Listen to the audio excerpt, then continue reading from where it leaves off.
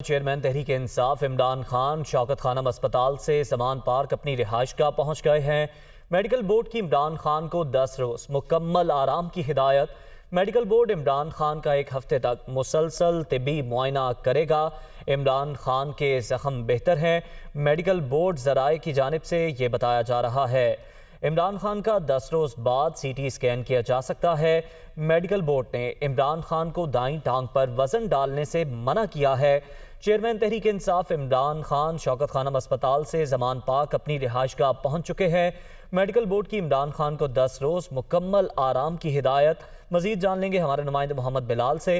बिलाल, आगाह कीजिएगा, डॉक्टर्स का क्या कहना है? जी बिल्कुल। चेयरमैन तहरीक इंसाफ इमरान खान शौकत खानम अस्पताल में आज 4 रोज के बाद जो है मुकम्मल सेहतयाब होने के बाद यहाँ से डिस्चार्ज होने के बाद जमान पार्क के लिए रवाना हो गए हैं। और इमरान खान ने जमान पार्क रवाना होने से कबल घर से जो नए कपड़े मंगवाए थे वो भी पहने हैं। मेडिकल बोर्ड ने इमरान खान को आज सुबह 11 बजे डिस्चार्ज कर दिया गया था। और जराए मेडिकल बोर्ड का ये कहना है कि इमरान खान को 10 दिन मुकम्मल आराम की हिदायत दे दी गई है। और साथ आराम के दौरान इमरान खान को दाएं टांग पर वजन डालने से भी मना किया। और मेडिकल बोर्ड इमरान खान का एक हफ्ते बाद मुसलसल जो टीबी मुआयना है ये करेगा।